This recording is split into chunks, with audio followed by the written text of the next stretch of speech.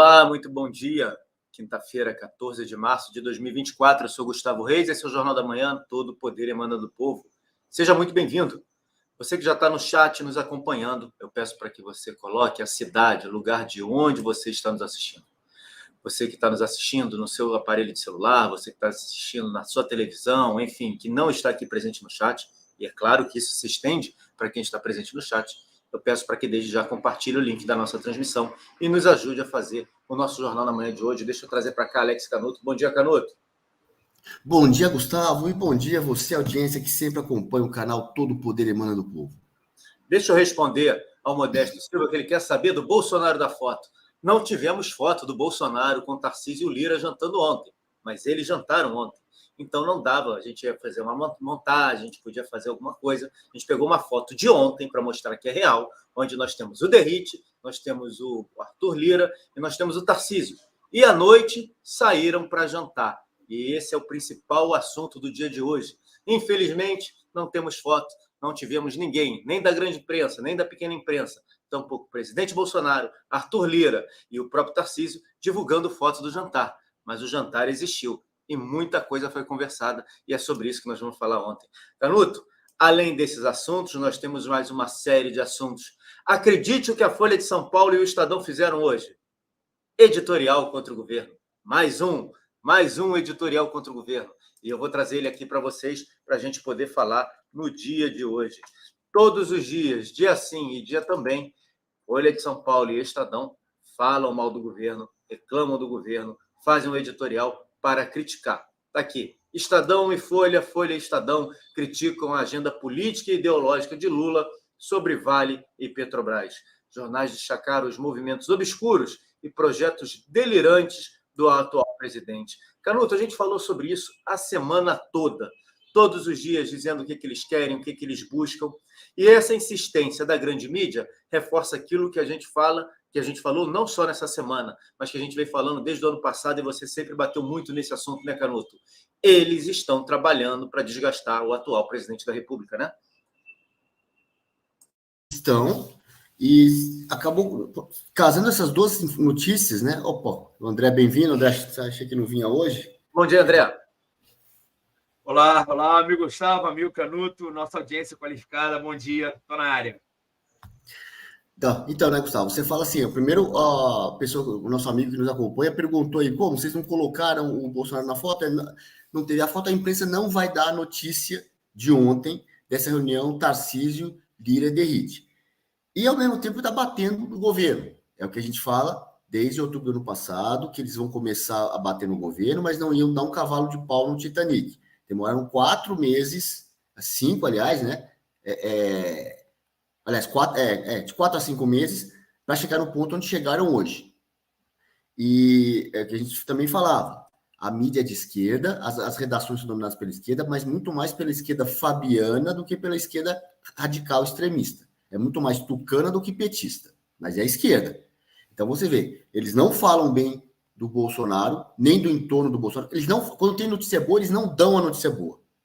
E depois fica procurando qualquer coisa para falar mal do Bolsonaro e do entorno do Bolsonaro. É isso que eles fazem. Teve a aliança, PT e PSDB, então eles falaram bem do Lula, falaram que o Lula não devia mais nada para a justiça, tudo isso. Agora que o casamento já está em crise, já está caminhando para divórcio, né? Aquele casal que já está na prática divorciar, está morando junto ainda, mas não dorme na mesma cama. Tá assim a relação PT-PSDB, apesar do álcool ter para o PSB, né? A gente fala PSDB pelo hábito, mas ele continua com a alma, né, do PSDB, e o que restou do PSDB ainda estaria com ele, vamos dizer assim. Mas, agora que houve o divórcio, eles estão com essa postura de bater no Lula, mas eles também, ao mesmo tempo, querem abafar o Bolsonaro. Sempre que o Bolsonaro crescer um pouquinho, como teve na manifestação da Paulista, aí meio que eles recuam, eles estão virando o Titanic devagarzinho, mas eles recuam, aí começam a bater no Bolsonaro e até, se precisar, proteger o Lula, né? Aí, a hora que o Bolsonaro sai um pouco do cenário, eles voltam a bater no Lula, já toma aquela posição mais em cima do muro do que isso, é impossível, mas isso, é assim que a esquerda fabiana se comporta, é assim que, vamos dizer assim, a prática hegemônica, aqui tem mais, que se verifica com mais frequência nas redações da velha imprensa, seja a velha imprensa escrita, seja a velha imprensa no audiovisual. É isso, né, Canuto? Bom dia mais uma vez, André. A gente abriu, você estava ouvindo, né? Você estava aqui esperando para poder entrar na tela. Eu abri comentando, né? A semana inteira, não é música do Tim Maia, não. Eles ficaram batendo no atual governo, às vezes bate no Supremo Tribunal Federal, na PGR, mas o foco efetivamente é o atual governo. A Folha, além desse editorial, Folha e Estadão, tá? Estão lá na primeira página o seguinte: Prates afirma que orientação de Lula para reter dividendos da Petrobras, da Petrobras veio do governo. A Folha fala a mesma coisa, está na manchete, é o mesmo assunto, alimentando essa confusão. Alguns jornais mais ligados ao governo diz que tudo está pacificado, que não há mais briga entre o presidente, etc. e tal. Fato é que isso daqui fala de dinheiro. E a gente sabe, quando fala de dinheiro e de dinheiro grande, existe uma camada da sociedade que é muito sensível a isso. E essa camada é que determina aquilo que pode, aquilo que não pode, num pensamento macro aí de formadores de opinião. André, como é que você vê todo esse desgaste, como é que você vê toda essa campanha em relação ao atual presidente e essa sinalização que a gente vem falando desde o final do ano passado de que isso iria acontecer, né? Eu vou fazer aqui, hoje eu vi uma entrevista do Paulo Guedes. Hoje, no meu comentário, vou começar com o Paulo Guedes falando o seguinte. O Paulo Guedes, ele falou na entrevista dele, aqueles podcasts, olha, nós temos no Brasil, dois grandes poderes, o poder político e o poder econômico. E ele fala com clareza que para que um país possa crescer, esses poderes têm que ser independentes, diferentes um do outro. Eu tenho um poder econômico, eu tenho um poder político. O poder político pensa no bem da sociedade, o poder econômico é grana, ponto. Maravilha? Ele fala que durante toda a nossa república, houve essa total confusão entre esses poderes, o poder econômico com o poder político. Essa promiscuidade entre os dois poderes. É empresa, é empreiteira voltando, é financiando campanha. Beleza, ele falou que isso é um problema. Aí ele seguiu. Olha só, tem um cara que está cumprindo um excelente papel. Aí foi um outro cara falando, que é o Haddad. Quer dizer, no papel dele, de capacho do imperador da mentira. Por quê? Porque ele fala que ele está no meio ali entre dois poderes, que é o poder político, que é o imperador da mentira, e o poder econômico, Faria Lima. E ele, segundo ele, dizendo que o melhor dos piores ministros é o Haddad. Por quê? Porque ele está conseguindo conversar com a Faria Lima e está dando... vira um pequeno capaz com alguma autonomia diante do imperador. Segundo ponto. Qual é o terceiro ponto? Nessa brincadeira aí, tem no poder político os partidos. Então, você tem os partidos que querem mandar para caramba mais do que, eu digo no caso, governador e presidente. Tem o imperador da mentira, ele só quer saber de poder. E tem o mercado financeiro. Quando eu falo mercado financeiro, audiência, é o poder econômico.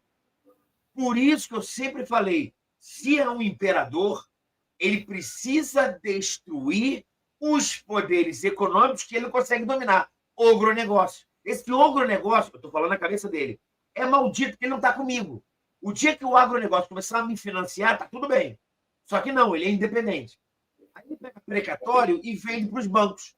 Entendeu? Os bancos compram. Aquele que o Ciro Gomes, não estou dizendo que ele é bom ou ruim, não, mas o outro que a gente já vem falando há muito tempo. E tem economia. Aí você pega a Petrobras, por exemplo. Lá na Petrobras, qual é a briga entre os dois? É que o imperador, ele quer pegar a Petrobras e tomar tudo.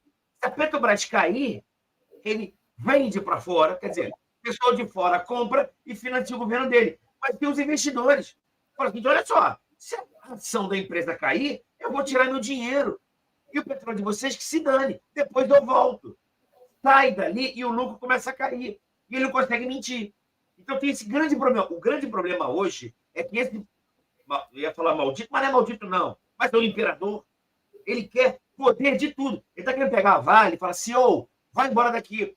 E o Campos Neto? O Campos Neto foi eleito o presidente do melhor banco central do globo terrestre. Mas ele é fascista. E quero que a nossa audiência entenda, quando eu mantenho a taxa de juros, o cara, quando o Banco Central ele mantém uma taxa de juros, ele não está mantendo a taxa de juros, tem que sacanear o pobre. Vou sacanear, vou botar a 15% ao mês para sacanear o pobre. Não é isso não, dona Maria e seu José. Se a taxa de juros cair, a inflação explode. O Brasil não tem inflação exponencial e tem um cara com o Banco Central com autonomia. Aí o Paulo Guedes fala uma vez, 2, 10, 100 milhões de vezes. Banco Central tem que ter autonomia. Aí vem o imperador maldito e chama uma presidente de um partido maldito e fala assim, esse cara, esse presidente do Banco Central é fascista, ele tem que estar de acordo com o governo deles. É uma maldição. Por isso que eu falo, é império maldito, império da mentira. Não tem outra definição, Gustavo, desculpa. É verdade, não tem outra definição. É um governo que realmente só quer praticar o mal e impor as suas vontades na marra. Diz lá, para o Estadão, a denúncia do conselheiro, abre aspas, deixa claro que até os office boys da empresa já sabem, Lula exige a genuflexão do setor produtivo à sua vontade. O objetivo da gestão do Lula é tomar de assalto as grandes empresas brasileiras para bancar seus projetos delirantes. Abre aspas mais uma vez. O país ouviu do próprio Lula que seu objetivo é submeter as empresas ao pensamento do governo. Para o presidente, as políticas sociais e não o lucro é que deveriam balizar os investimentos do mercado, aquele que, segundo o petista, não tem pena das pessoas que passam fome. E aí vai criticando. Olha os pontos que eu vou trazer aqui, Canuto, só para a gente entender. O presidente da Petrobras, ele disse, como eu falei aqui anteriormente, que a ordem veio do Palácio do Planalto. Ele disse também que não há intervencionismo na Petrobras nesse debate sobre dividendos. Apenas vou até ler o que ele falou. Olha só. A imprensa está querendo criar dissidências, especulação e desinformação. Primeira coisa que ele fala. Depois ele disse que é preciso, de uma vez por todas, compreender que a Petrobras é uma corporação de capital misto controlada pelo Estado brasileiro e que esse controle é exercido legitimamente pela maioria do seu conselho de administração. Isso não pode ser apontado como intervenção, é o exercício soberano dos representantes do controle da empresa. Foi o que ele disse foi o que ele falou. No Twitter ele botou uma penca de coisas. Depois ele disse mais o seguinte, somente quem não compreende, abre parênteses, ou propositalmente, ou não quer compreender, fecha parênteses, a natureza, os objetivos e o funcionamento de uma companhia aberta de capital misto com controle estatal pode pretender ver nisso uma intervenção indevida. Canuto, a gente já viu o presidente da França, o primeiro-ministro francês, fazer alguma coisa parecida com a Renault, por exemplo? A gente já viu algo parecido nos últimos 50 anos? É só o discurso e a falácia da conversa do que a Petrobras é nossa e nós estamos fazendo melhor, porque é o social e blá, blá, blá, blá, blá, blá, blá, blá, blá. Resultado prático? Petrobras perdeu bilhões em 2, 3 dias. Áudio, Canuto, por favor. Ô, Gustavo, eu não peguei. Você leu essa fala de quem que ela é? Essas aspas aí? Quem que disse isso? O Praxis, o presidente da Petrobras. Gente, vamos lá. A Petrobras é do povo, a Petrobras tem que ver o interesse nacional, tudo isso. É a mesma coisa que era falada antes do Petrolão. A mesma coisa. Igualzinho. Petrobras é para o povo. É óbvio que eles nunca vão falar. Queremos fazer uma nova...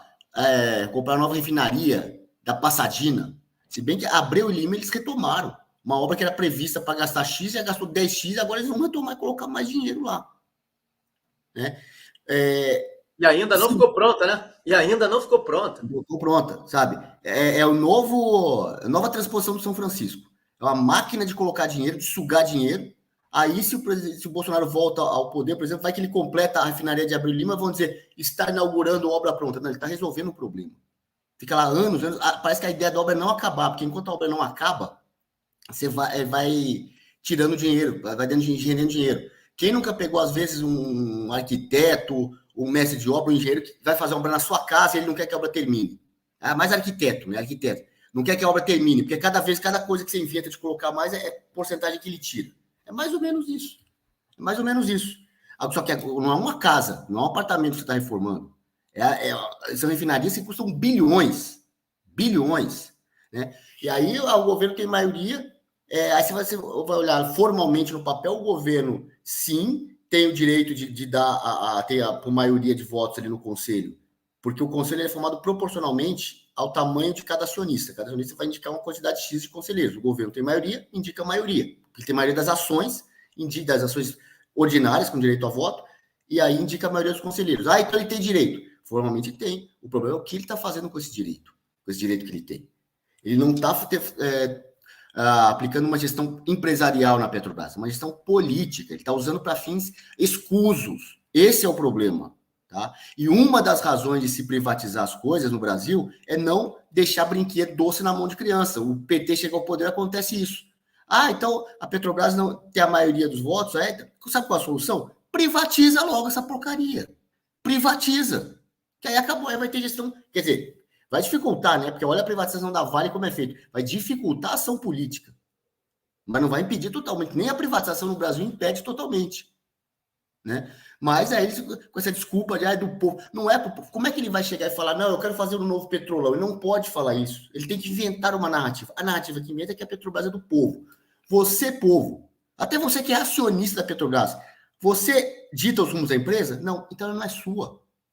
Na prática não é no papel. É só discurso. Não é coisa nenhuma. É de quem está controlando o governo. Está controlando o governo porque foi declarado pelo TSE como eleito, né? Declarado que teve mais votos pelo TSE, por isso ele controla a Petrobras e não usa a Petrobras para o interesse nacional. Usar a Petrobras para o interesse nacional é baixar o preço do combustível, tirar tributo, ela não precisa ter grandes lucros, é baixar o preço e vender combustível barato para o povo. Isso seria a gestão que interesse ao povo. Mas não é isso que eles querem fazer, eles querem um novo petrolão. Pois é. Rapidamente, antes de passar para o André, deixa eu fazer aqui dar um recado aqui. O recado é muito simples, é para você responder a enquete que está sendo colocada no chat do nosso YouTube. O governador Tarcísio está de saída do Republicanos. Ele deveria se filiar ao PL ou ao PP? Responda a nossa enquete, coloque lá a sua opinião e a gente vai falar disso. Muita gente tem falado que o governador Tarcísio já está no PL, mas também há a possibilidade dele ir para o PP. Daqui a pouco a gente entra nesse assunto, a gente destrincha isso tudo. E eu quero que você responda. Ele deveria entrar no PL ou no PP? Por favor, responda lá a nossa enquete. André, olha que curioso, né? A gente está falando dessa coisa da Petrobras e não à toa os editoriais da velha imprensa estão batendo nele o tempo inteiro, porque aqui a gente já começa a perceber alguma coisa. Já que você trouxe o Paulo Guedes, eu vou lembrar que o Brasil foi um dos países que melhor enfrentou a crise do Covid na área econômica. Quem não se lembra disso? Paulo Guedes falava, o FMI dizia que eu estava fazendo errado, e eu falava, não, vocês estão fazendo errado. E nós saímos na frente, nós estamos evoluindo, nós estamos andando, nós estamos, enfim. E foi verdade. A economia brasileira não sofreu como várias economias do mundo que sofreram um baque terrível, terrível. A crise pandêmica levou algumas economias a ter um cenário, a ter um desempenho pior do que elas tiveram durante a Segunda Guerra. Só para as pessoas entenderem como o negócio de ficar em casa e não produzir nada foi uma coisa assim terrível, efetivamente terrível. Mas nada como um dia após o outro, infelizmente nesse caso, né? IDH. Brasil não voltou ao patamar de 2019, antes da pandemia. O mundo já se recuperou. O índice de desenvolvimento humano está em 0,760, abaixo dos 0,766 de 2019. Expectativa de vida ainda não se recuperou do baque da pandemia. Aqui fala do IDH, o Índice de Desenvolvimento Humano. Mas é óbvio, a gente sabe que o Índice de Desenvolvimento Humano está atrelado à economia. Se você tem uma economia forte, pujante, onde os investimentos são feitos para a sociedade, onde há investimento público, ainda mais num país de terceiro mundo como é o nosso, em saneamento e uma série de coisas, no combate à violência, etc. e tal, o número melhora. Fato é que nós saímos economicamente, durante o governo Bolsonaro, numa recuperação muito boa, e bastou um ano e 3 meses desse atual governo para mostrar como a gente patina e como a gente fica para trás, né, André? Por exemplo, assim, porque a gente tem que falar com cuidado danado.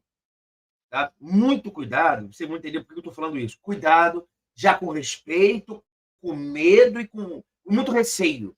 É o seguinte, o que é IDH? Índice de Desenvolvimento Humano. Ok? Quando você fala do Índice de Desenvolvimento Humano, envolve toda uma estrutura no local ao qual você está. Como, por exemplo, como é que é a sua educação, como é que é o saneamento básico, como é que é a segurança, como é que é o emprego, Como é que é a estrutura familiar? Infraestrutura. Quando eu falo assim, basicamente é segurança, educação e infraestrutura.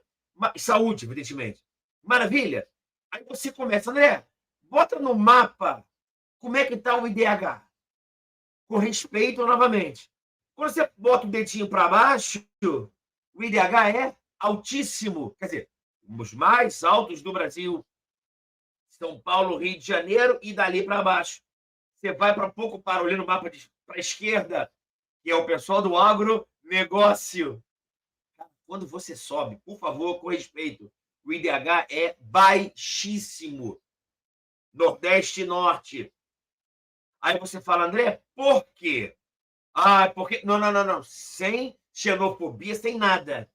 Nesses estados, em regra, foram governados por quais partidos, com qual viés político? Aí você já sabe a resposta. Aliás, eu dou a resposta. Partidos de esquerda. Todos. IDH mais baixo, desestrutura a sociedade. Isso é um inferno. Aí vai lá para baixo.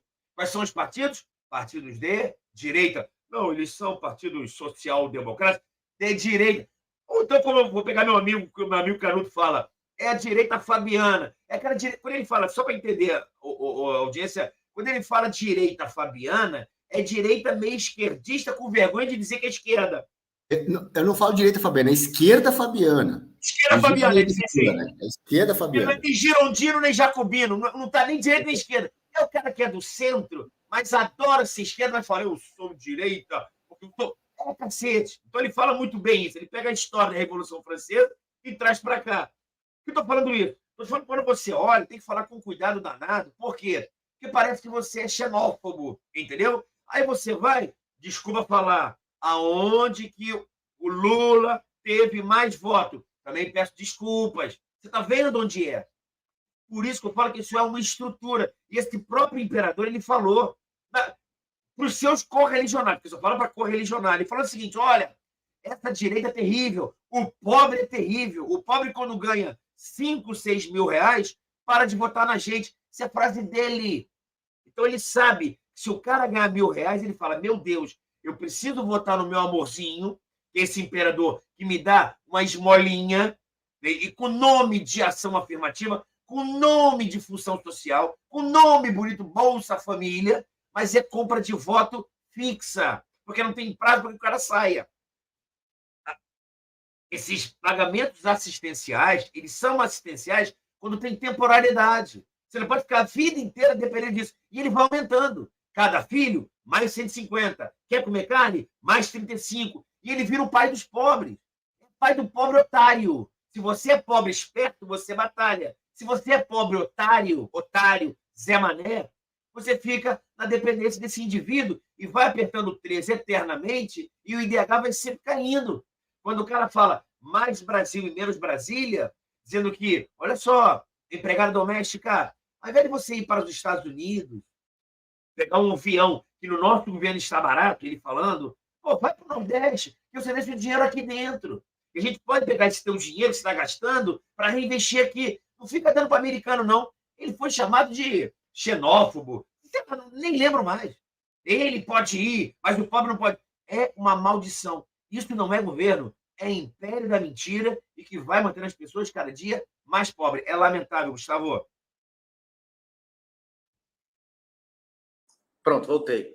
Ó, a enquete está corrigida, tá? Porque não entrou nem o PL, nem o PP, estava em sim ou não. Então agora fica mais fácil para você responder. E eu botei uma terceira opção, nenhum dos dois. Você responde lá o que você acha, onde o Tarcísio deveria entrar, em que lugar o Tarcísio deveria se filiar. Bom, Canuto, essa é a realidade. IDH atrasado, economia claudicante, apesar da imprensa dizer que a economia brasileira vai de vento em pouco. Só faltam falar isso. E olha que curioso. Petistas apostam na percepção da classe média com melhora econômica para aumentar a aprovação de Lula. O governo avalia que aumento do emprego, elevação do salário mínimo, programas sociais e PAC devem turbinar a aprovação do presidente. Canuto, eu vou dividir essa manchete aqui e te fazer algumas perguntas em cima dela. Primeiro, petistas apostam na percepção. Eu me lembro que em Minas Gerais tem umas ruas lá que você para o carro e parece, se você deixar o carro no ponto morto, parece que o carro está subindo a ladeira em vez de descer. Porque a percepção nossa, ela tá errada, né? É uma ilusão de ótica. Então, percepção não significa a realidade do que está acontecendo. Elevação do salário mínimo, Canuto, aumentou tanto assim o salário mínimo. Emprego, está sobrando emprego? A gente está vendo nas ruas das nossas cidades, as lojas todas ocupadas, não tem placa de alugo, não tem placa de vende-se. A próxima atração, que é a maior rede de loja no Brasil nesse momento, ela acabou. Qual é a conversa dessa gente aqui, hein, Canuto?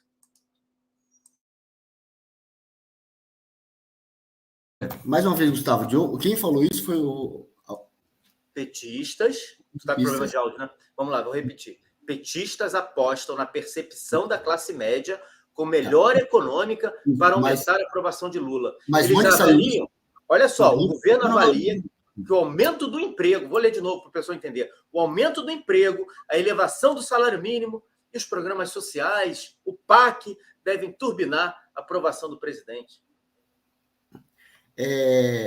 Mas assim, Gustavo, onde é que saiu publicado isso? Revista Exame. Exame. Da editora Abril, né? Que faz a Veja, também velha imprensa, né? Vamos lá. Aí é petistas, mas não fala qual petista, né? É aquela coisa, primeiro eles vivem de narrativa, de percepção. Petistas e governo. Tá lá. Governo. Petistas e governo. Acham isso, mas quem falou uma asneira dessa? Não sai o nome de quem falou uma coisa dessa, né? E assim, eles vivem de narrativa. Quando falar percepção vai mudar, que significa o seguinte, nossa narrativa vai colar. Estamos conseguindo convencer sem entregar. Estamos conseguindo enganar. É isso que ele fala. Porque olha só, aumento do salário mínimo. O aumento do salário mínimo ano passado foi irrisório. Tá? O aumento acho que foi de 6,9%. Talvez até um pouquinho acima da inflação, mas não foi nada significativo. Eu não sei esse ano quanto que vai vir de aumento do salário mínimo. História é essa, emprego, uma das alternativas que tem para o desemprego, que é o trabalho por aplicativo, o governo está querendo restringir isso aí. Sabe? Mas eles acham que estão enganando todo mundo. Estamos enganando a narrativa. E aí, olha, percepção da classe média. Engraçado que eles falam assim, todos os petistas, a cúpula, os mais pobres ali são classe média. Os menos que têm menos renda são classe média. Todos se enriqueceram absurdamente depois que chegaram ao governo. Começa lá das prefeituras lá atrás, chegando às prefeituras, depois ao governo federal, todos se enriqueceram. O Lula é extremamente rico, vive uma vida nababesca, com um sítio em Atibaia, triplex no Guarujá, cobertura em São Bernardo, viajando em hotel de luxo. Outros ali da cúpula não aparecem tanto, mas também levam esse estilo de vida e fica falando que representa pobre. É contra o si, contra as elites. O mercado não pensa nos pobres. Quem não pensa no pobre é o PT. Quem mais suga dos pobres é o PT. O mercado gera oportunidade para melhorar a vida de todos, inclusive do pobre, do classe média e do rico. O mercado é oportunidade. Aí fala, o mercado tem que pensar nos pobres. Se o Lula pensasse nos pobres, ele vendia o sítio de Atibaia, vendia a cobertura do Guarujá e dava dinheiro para os pobres. Não ficava levando essa vida na babesca que ele leva com dinheiro público. Agora é com dinheiro público, viajando. Mas quando está fora do governo, viaja, sabe-se lá como que ele tem o dinheiro para viajar, no jatinho para cima e para baixo, né? Usar terno de luxo, beber vinho caro, e vem falar que tem que pensar nos pobres. Ele não gera oportunidade nenhuma. Os pobres, quando o PT saiu do governo em 2016, os pobres estavam mais pobres do que estavam em 2003, quando o PT entrou. Né? E agora vem com essa, né, de que defende pobre, classe média. Olha, eles adoram falar assim, classe média é o termo que eles usam para dizer conservador. A classe média é isso, é aquela coisa, eu odeio a classe média, da Marilena Chauí, lembra? Do vídeo da Marilena Chauí? Eu odeio, a classe média é fascista, a classe média é terrorista, né? E agora vai falar que quer ganhar a classe média, quer ganhar os evangélicos. Agora é o PT criando departamento bota um militante lá fingindo que é pastor para enganar, achar que vai enganar evangélico, né? Agora vamos ganhar a classe média. Não vai. Primeiro que não é classe média, conservadores estão em todas as classes sociais, nos pobres, nas classes médias e entre os ricos. Ali tem conservador. E conservador não vai mais votar nessa gente. Não vai mais votar. O dia que tiver contagem pública de votos no Brasil, aí você vai ver, aí sim, você vai ver o tamanho do conservadorismo no Brasil. Por enquanto, o que a gente tem para mostrar é a Paulista, com 750 mil pessoas, e os outros lugares do Brasil onde o presidente Bolsonaro passa e arrasta multidões, é o esmagamento da esquerda no debate na internet, a ponto dos principais influenciadores da esquerda, o Felipe Neto, falar que tem que censurar a internet para combater a extrema-direita, porque eles dominam o debate. Aí você está vendo o tamanho do conservadorismo no Brasil. A gente consegue ver na internet, consegue ver nas ruas, e no voto nós vamos conseguir medir isso no dia que tiver contagem pública. Isso aí. Só para ilustrar, quando eu trago esse tipo de matéria, falando a percepção do governo, como essas pessoas tentam implementar uma realidade completamente paralela, completamente fora, uma narrativa, como bem disse Canuto. Aumento do imposto, aumento do salário mínimo, que aumento do salário mínimo, aumento das vagas de trabalho, que aumento das vagas de trabalho, se a cada dia a gente vê mais loja fechada, se a gente vê a cada dia empresas fechando as portas, os números de microempresas que fecharam, e a gente sabe que são as micros e pequenas empresas as que mais empregam no Brasil. Como é que isso existe?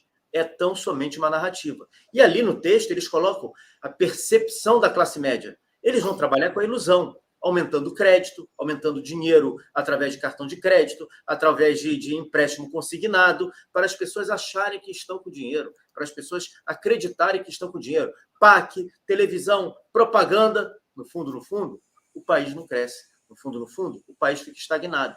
E as pessoas acabam se iludindo com isso. Depois ficam endividadas, que foi a história do financiamento estudantil, foi o cartão de crédito para viajar, e as pessoas penduradas em taxas de juros enormes, absurdas, tudo aquilo que foi feito no primeiro, segundo, no primeiro governo da ex-presidente, depois o segundo governo dela, o quarto governo do PT, foi onde a bomba estourou. As pessoas entenderam que aquilo ali não se sustentava. E aí, o que eu acho mais curioso é o que eles colocam na manchete, a percepção. Você pode perceber uma coisa que está completamente diferente da realidade. A ilusão de ótica mostra isso o tempo inteiro. Você tem a percepção de algo, mas é tão somente uma ilusão. E é isso que eles estão querendo fazer, e é nisso que eles estão apostando. A realidade é isso daqui, ó. Está no valor econômico. O governo vai mudar conselhos de estatais para alinhar discurso. O plano do governo de promover trocas de conselheiros em estatais federais tem relação com uma insatisfação do atual presidente. Essa é a realidade. Tem que fazer o que ele quer, aquilo que o Estadão está falando, aquilo que a Folha de São Paulo está falando. Ele vai mudar os conselheiros para fazer aquilo que ele quer. Investidores estrangeiros deixam bolsa depois de intervenção de Lula na Petrobras. Em um único pregão, a Petrobras viu seus ativos desvalorizarem mais de 55 bilhões diante das incertezas da volatilidade no cenário político e econômico brasileiro. Petrobras perde mais de 50 bilhões, Vale perde mais de 50 bilhões, são menos de 100 bilhões no Brasil, e eles ainda têm a cara de pau, o desplante, né, André, de falar que está aumentando emprego, está aumentando investimento, está aumentando. Mas vamos para a realidade? Tem aqui mais uma da realidade, ó. Polícia de São Paulo prende 78 no primeiro dia da saidinha por descumprimento de previsões judiciais. Aí o texto enrola, vai para lá, vem para cá, não sei o quê, mas no meio do texto você tem lá perdidinho. Em média, cerca de 35 mil apenados deixam as unidades em saídas temporárias, sendo a taxa de retorno aproximadamente de 95%. Olha que absurdo. A gente gasta um dinheiro em segurança pública, a gente gasta uma fortuna com a polícia, a gente gasta uma fortuna com o judiciário, 5% não volta. 5% como se essa fosse uma taxa razoável, fosse uma taxa boa, fosse uma taxa que dá para aceitar. E é por isso que o Derrite está na Câmara dos Deputados, ele foi exonerado do seu cargo de secretário de Segurança Pública em São Paulo para ele relatar o projeto que acaba com a saidinha. Agora, não foi votado, não se sabe ainda a data que isso vai para a pauta. Aparentemente, a data será na quarta-feira. O Arthur Lira pode confirmar hoje que a data da relatoria, da apresentação do projeto na Câmara, seja na próxima quarta-feira. Enquanto isso, o Derrite está lá. André, a realidade sendo mostrada de forma cruel para o povo brasileiro. Essa semana, nós tivemos o caso na rodoviária Novo Rio de alguém que deveria estar preso, mas não está preso. É contigo, André. É engraçado, né? Eu sou da área do direito, eu gosto muito dessa matéria. Quando eu passei na aula de criminologia, ela mistura com a parte social, com a parte jurídica, eu passei a me apaixonar por isso. Não quero que a audiência concorde comigo, quero que ela entenda. Desculpa, não tem que concordar comigo, que é assim. Olha só, 70% dos alunos no ensino básico, eles se evadem. Então, moleque até 14 anos, a cada 10 moleques, 10 vazam. E o governo não está nem aí para isso. Por que não está nem aí para isso? Porque esta pirralhada de 14 anos, elas roubam, mas elas não votam. Então, não estou nem aí para ela. Segundo o imperador. O imperador, ele pega 14 milhões do teu dinheiro, Dona Maria e seu José. Ele não está preocupado com quem está chegando nesse instituto. Que está todo mundo se evadindo. Mas quem chega, ele mete dinheiro para o cara tentar fazer a faculdade ou um ensino técnico. 14 milhões com o teu dinheiro. Desses 14 milhões, que deve ser de propaganda, uma coisa de louco. O que vai botar de índio, negro, mulher, branco, azul, amarelo. Sou a primeira pessoa na família a fazer um ensino de terceiro grau. Eu não estou dizendo que isso é bom ou ruim, é óbvio que isso é bom. Estou dizendo que ele não olha lá embaixo. Aqueles 7 moleques de 10 que vazam e estão matando, estuprando e roubando e traficando. Beleza. Mas fica quieto. Cala a boca, Deus, não fala isso não. Essa galera não consegue chegar lá em cima. Aí o que eu falo? Boto o Paulo Freire de patrono. Podemos falar, a gente vamos. Olha o que ele fala. Quando a gente manda, ou a criança fala, nós vamos, isso é uma imposição de uma sociedade patriarcal, capitalista. Quando ele fala, a gente vamos, ele está se libertando dessas amarras. Fica burro ou babaca. Porque lá, quando você fizer 18 anos, você faz o L. E com 16 de maneira facultativa. Fica falando a gente vamos para lá apertar o 13, que eu vou te dar um bolsa. Não é isso? Mas eu vou além. Eles colocam aprovação compulsória. O moleque pode ser uma besta quadrada, mas ele tem que ser aprovado logo, porque ele está com 16 anos e vai começar a votar. Ele precisa chegar nos meus institutos. Está entendendo? Mas melhor, André, quando o cara entra no instituto ou na faculdade, ele não passa. Não tem problema. Tem projeto até no Rio de Janeiro, novos critérios de aprovação na faculdade. Ele não precisa fazer mais prova, não. Basta apresentar o quê? Apresentar trabalhos para que ele seja aprovado, para que ele se forme. Não estou dizendo que isso é ruim. Não estou dizendo que o Tomás Sawyer fala uma coisa bacana. Ele fala dos negros no livro dele, ele fala o seguinte, olha, essas cotas, essas ações afirmativas, além de manter a discriminação, manter a pessoa envergonhada. Porque ele vai virar um advogado negro sem ter a certeza de que ele teve a qualidade de ser um advogado. Quando ele vai virar advogado lá na audiência e ele fala que ele entrou pelas cotas ou durante a faculdade, só está aqui porque é negro, índio, amarelo, lilás. Então ele fala que, além de manter a discriminação, ainda mantém o cara envergonhado. Mas não tem problema, não. Eu vou seguir na minha ordem que aquele moleque, quando ele conseguir roubar e for preso, não tem problema. Eu vou fazer o desencarceramento. Vamos fazer a humanização dos pequenos furtos, até porque ele só pegou uma cervejinha. Pô, Gustavo, me desculpe, o que é um ônibus para você, Gustavo? Que besteira, 18 reféns. Você é muito fascista, você, tá, Gustavo? Muito exagerado. Foi só um negocinho. Ele estava querendo fugir dos traficantes, que também é errado. E não digo mais, Gustavo, se a gente descriminalizar a droga, ele não precisava ter fugido no ônibus. Os traficantes seriam apenas vendedores. Você que é fascista, Gustavo, você é errado, tá? A sua família, pô, que custa a sua família, a sua esposa, que agora está numa situação muito boa, é isso, não sei se você quer expor isso, bom para você, pô, se ela fumar um baseadozinho, tá tudo tranquilo, tá entendendo? Então, isso, eu quero que a audiência entenda, desculpa, audiência, uma pequena arrogância, isso não é opinião nem análise, não, isso é fato, porque é uma metodologia de destruição da sociedade para que o comunismo seja implantado aqui, sem que você, otário, perceba. Aí, quando veio meu amigo Gustavo falando o seguinte, André, ele falou isso comigo uma vez em off, né? Sem estar no jornal, André, vai mudar. Ele pode falar abertamente, até que eu acho, concordo com o que ele está falando, quando os fatores externos mudarem aqui no Brasil. Tem coisas externas aqui que agora compensam. Com 9 dedos, está tudo bem, o comunismo está aí, vem a China para cá, Estados Unidos está mais ou menos, Europa maravilhosa, com as ONGs aqui, então está tudo bacana. No dia que não der certo, o dia que não compensar mais, começa falando com a tal de Globo, começa a queimar esse cara, que está na hora desse cara sair com uma camisa 10 e botar o cara que estava na reserva. Não é isso? Não tem número, não. Tem um chuchu atrás, que não tem gosto de nada, mas é um cara que vai fazer bem, não é isso? As ideias lá de fora. Novamente, audiência, não é opinião, não é análise, é fato entristecedor. E aí, né, André? Infelizmente, isso é uma realidade. Canuto, eu passo a bola para você em cima disso que eu acabei de falar, né? Em cima dessa choque de realidade, tanto da questão política quanto nessa questão da segurança pública, né? A questão, isso que o André falou, é interessante, né? Negócio das cotas aí, realmente, o maior prejudicado com as cotas é a pessoa que é do grupo, supostamente cotista, e que não precisa de cotas, que entrou numa faculdade ou num concurso público sem cota. Um negro, por exemplo, ele vai ter que ficar a vida inteira provando que ele não é cotista. Porque todo mundo vai olhar.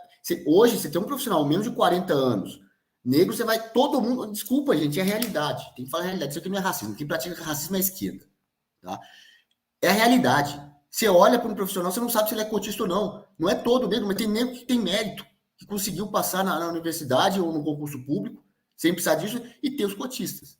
E aí, eu vi um desses congressos estudantis recentemente, uma turminha da esquerda com cartaz lá, cotista com orgulho. Oi? Obviamente que você vem aparelhado, né? Tipo assim, é bonito ser cotista. Daqui a pouco eles vão inventar o quê? É bonito ser presidiário, é bonito roubar celular, né? É bonito fazer mensalão, ser mensaleiro, é bonito fazer petrolão, né? Tudo assim, é o lumpen proletariado, conceito de lumpen proletariado, né? É bonito ser prostituta, é bonito, né? É bonito assim, outras coisas também aí, da vida. E assim, a globalização, o lucro proletariado, são prostitutas, ladrões, sequestradores, é isso que a esquerda representa hoje, né? E aí, pegando o mesmo raciocínio, colocando para cotista, que bem ou mal, a verdade tem que ser dita, o cotista tirou a vaga de alguém que teve a nota para passar por mérito. Ele tirou a vaga. Orgulho disso? Devia ter vergonha. Devia estudar um pouco mais para entrar sem precisar de cota. Né? Engraçado esse discursinho de cota, não, a cota é para corrigir uma distorção histórica, porque o aluno entra com a cota, ele vai sair lá em condição de igualdade com os outros não cotistas. Aí depois começa aí vê que isso não acontece, aí precisa de bolsa durante o curso, ok, dá bolsa para o cotista. Aí sai, ele não consegue passar no concurso público, aí tem que ter cota no concurso público. Ah, tá bom, ele passa a cota no concurso público, aí não vai conseguir ser promovido, não tem que ter cota de promoção. É tudo, é o antimérito. E cotista não é para ajudar, não é para corrigir dívida histórica. Cotista não é para cota, não é para ajudar quem precisa, não é nada disso, não. É para tirar a vaga de uma pessoa qualquer e colocar esquerdista. É pretexto para se colocar esquerdistas. Só que você não pode falar que está colocando porque é esquerdista. Então você inventa todo um emaranhado, um rolandulero, todo um tecido, toda uma estrutura de argumentos, de narrativas para se colocar um esquerdista. Então está colocando porque é da cota. Não é por causa da cota, é porque é esquerdista. Aquilo que a gente já discutiu aqui outro dia, essas comissões de heteroidentificação aí. Quando o cara é 100% branco ou 100% negro, não tem o que falar. Mas e o do meio? E o mais ou menos? Eles não vão olhar se ele é mais para um lado ou mais para o outro na raça. Eles vão olhar se é esquerdista ou não. É esquerdista? O cara pode ser quase branco. Um pouquinho escurinho, já vão dizer que é negro.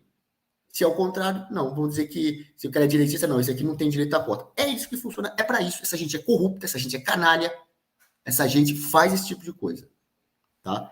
Aí até perdi o ponto, né, Gustavo? Foi comentar o que o André tinha falado ali. A questão da saidinha, que vai ser votada. Já vou até emendar com outra, porque a gente tem um derrite.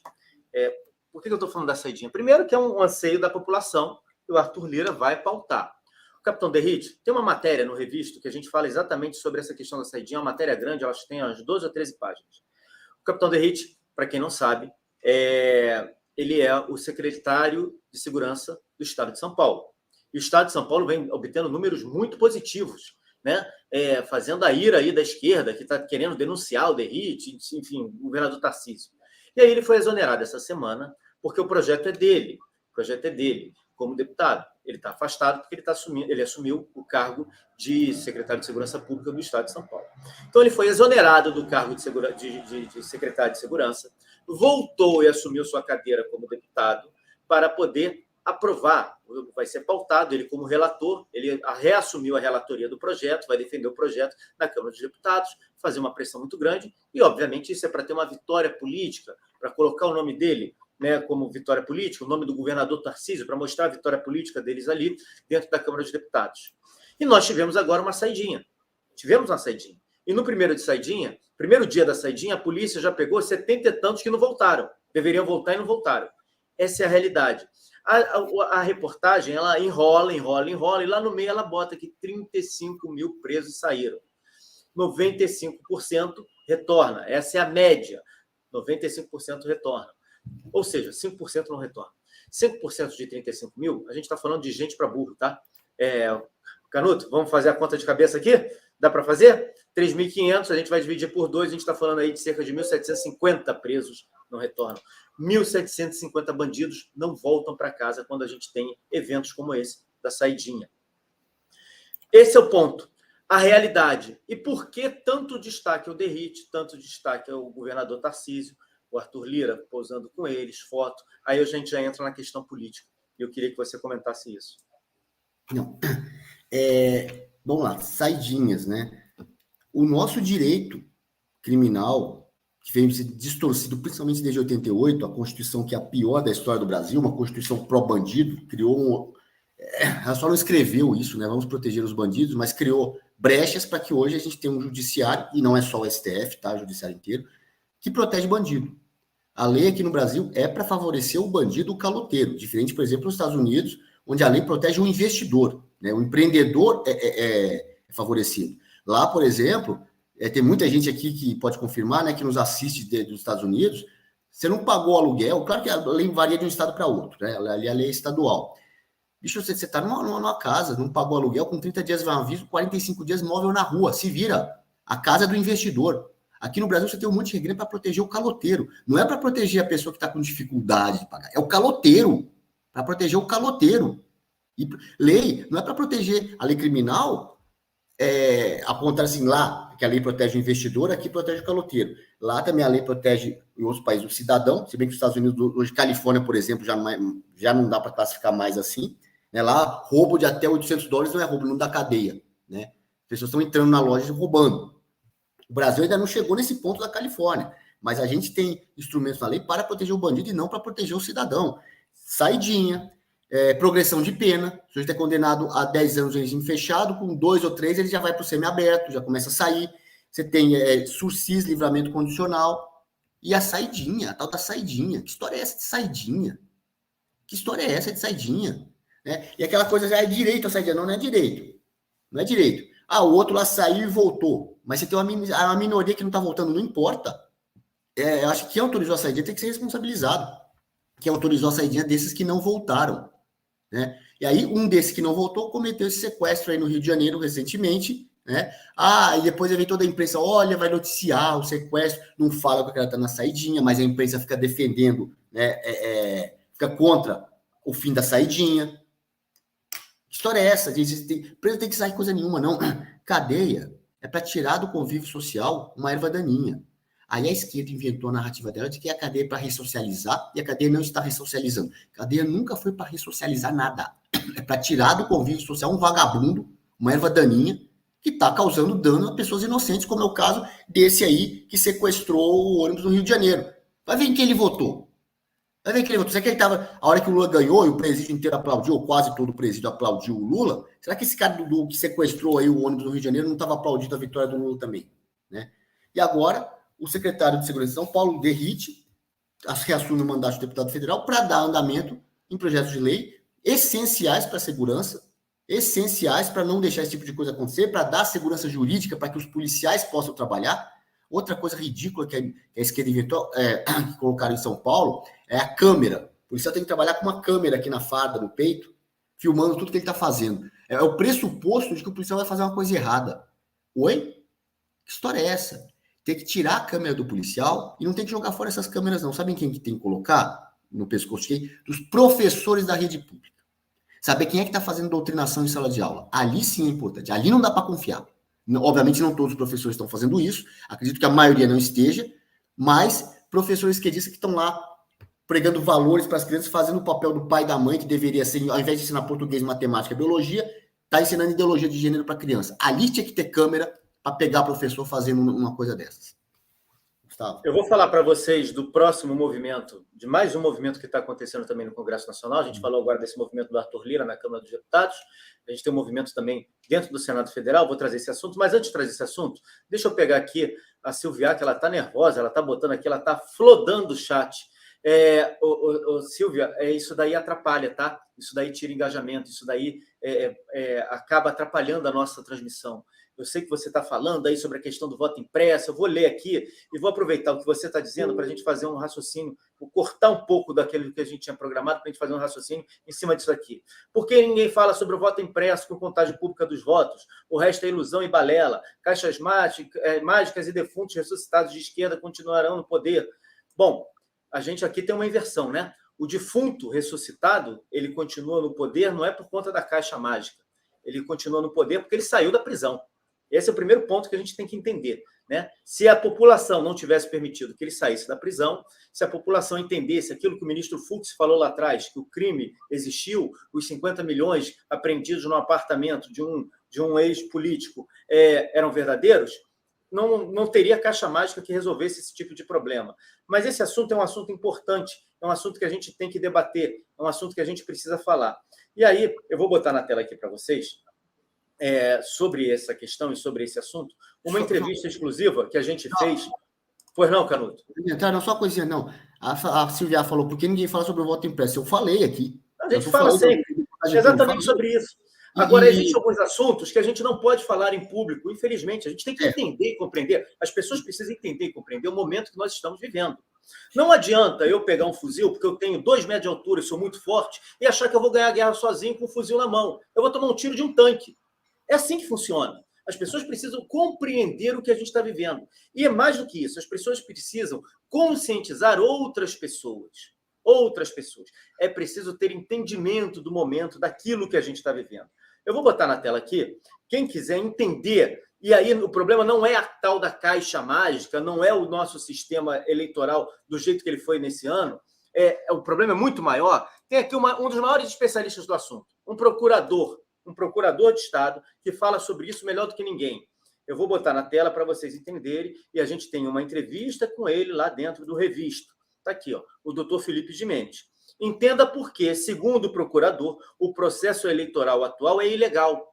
E ele não fala tão somente da caixa mágica, ele fala de coisas muito além, muito além. E as pessoas ficam, o voto impresso, o voto isso, o voto aquilo. Ele tem uma concepção muito maior, e é preciso que a população entenda sobre isso.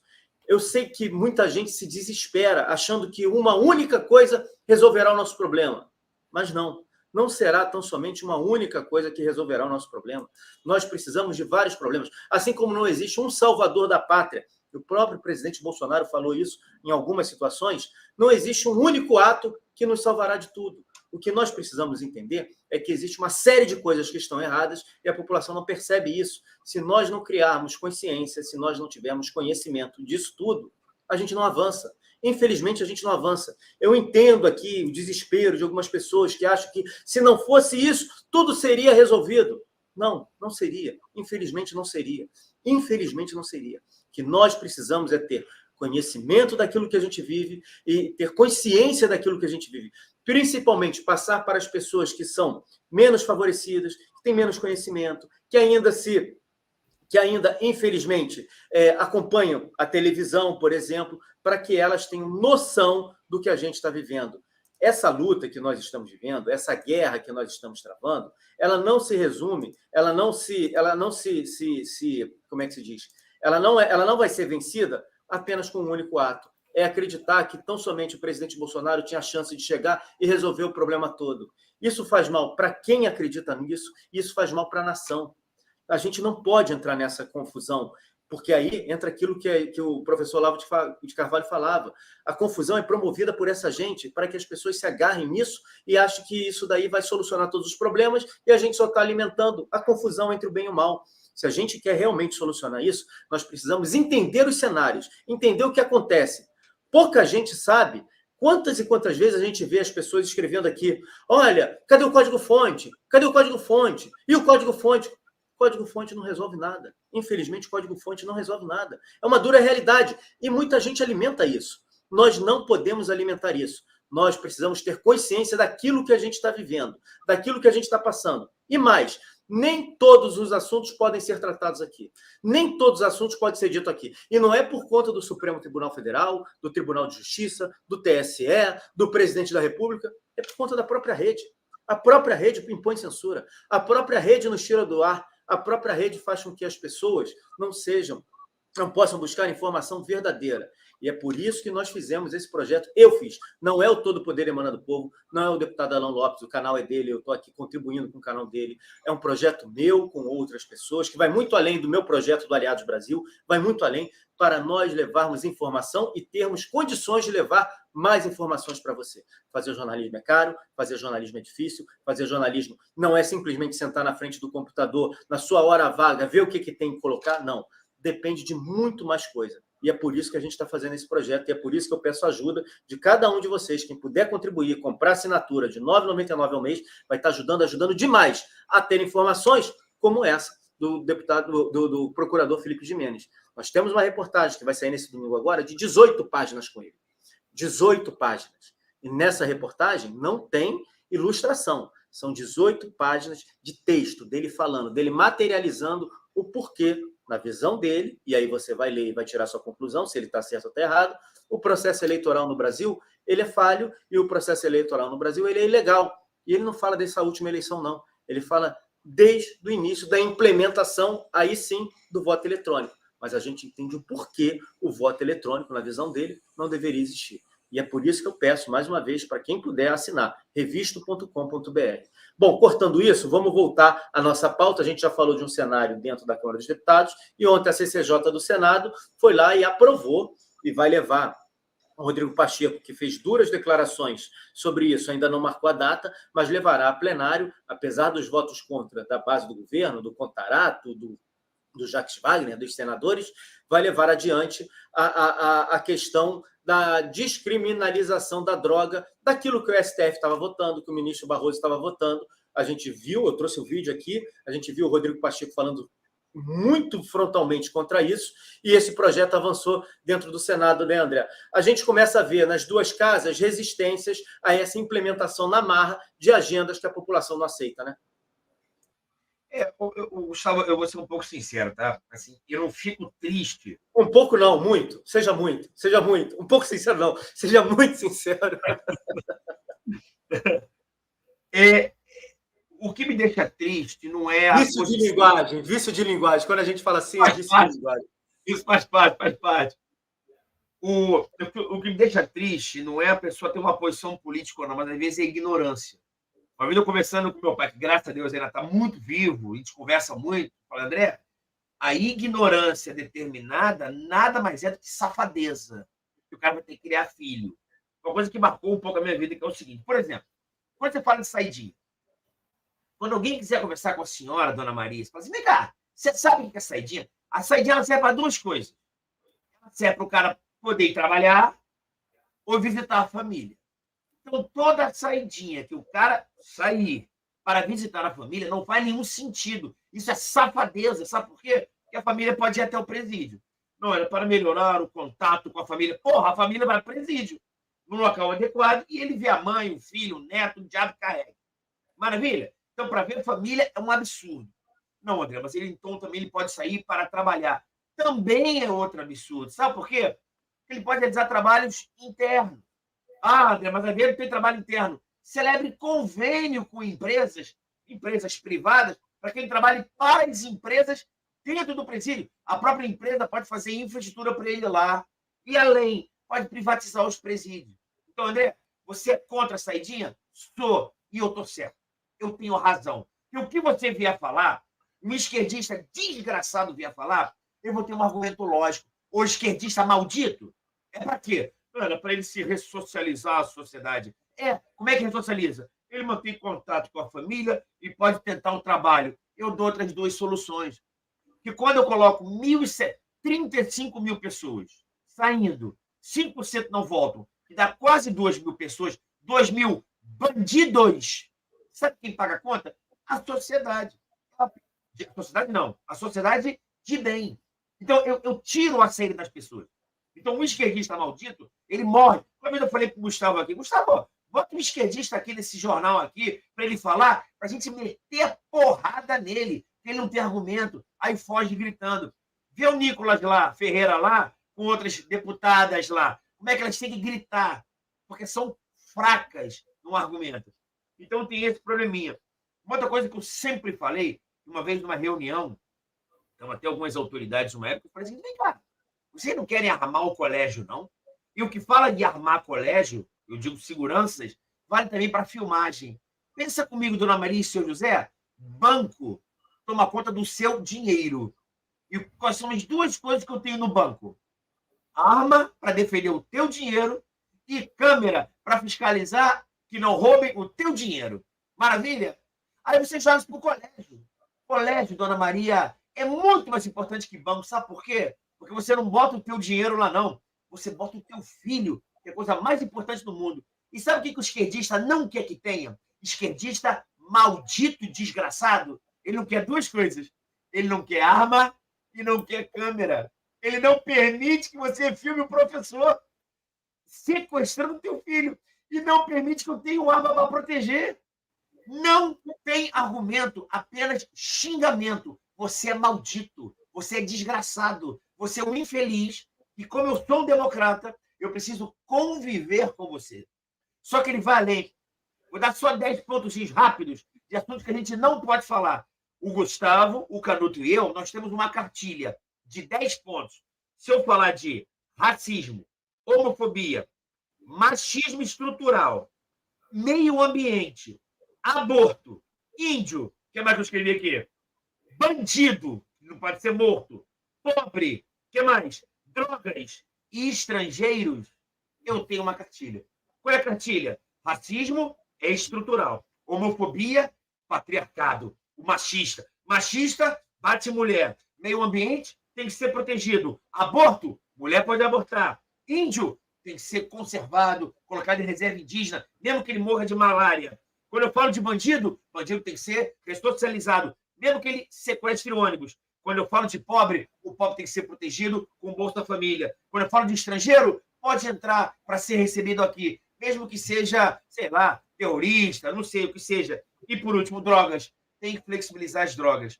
Eu quero que você entenda, dona Maria, que nós somos obrigados a ter uma cartilha. Então, por exemplo, você não pode ser, por exemplo, um red pill. Entendeu? O que é isso? Tem feminismo? Então, olha só, quero me proteger do feminismo. Eu tenho 2 filhos homens. Tenho medo danado deles irem para uma boate, tá novo ainda, e passar a mão na cintura de uma menina. Não que mereça isso, não que pode, mas ele insistir no galanteio, virar estuprador ou importunador sexual. Eu tenho medo, em razão disso. Eu tenho medo da Lei Maria da Penha, como, por exemplo, apenas dando exemplos, Neymar, dando exemplo de Ana Hickman, estou dando um exemplo, Márcio Smelling, não estou defendendo ninguém. Eu estou dizendo que você não pode dizer o outro lado. Eu tenho que ser contra o Márcio Smelling, eu tenho que ser a favor da Ana Hickman, eu tenho que ser a favor de alguém. Eles interrompem o debate. Eu tenho que ser a favor da cota, eu tenho que ser a favor dos índios. Eu jamais posso dizer que eu tenho que reduzir as reservas indígenas e autorizar que o índio se socialize, compre iPhone. Não, ele tem que andar de cocar, andar pelado e morrer de malária. É isso que eu brinco com os Yanomamis. Aí, mesmo quando as mortes dos Yanomamis aumentam nesse império maldito, eu preciso continuar detendo as mesmas políticas e defender o 9 dedos. É inacreditável a estupidez. Sou contra a saidinha, sou contra a progressão do regime, trabalho já é obrigatório, mas tem que ser obrigatório. Privatização de presídio. Privatiza e resolve. Manda o McDonald's, Coca-Cola fabricar e dou 5% de isenção no ICMS. Faz um presídio Coca-Cola e tome 5% de isenção nas latinhas de Coca-Cola. E faz com o McDonald's. É até bom, porque se o McDonald's e a Coca-Cola fizerem um presídio, o muro pode ser até baixinho.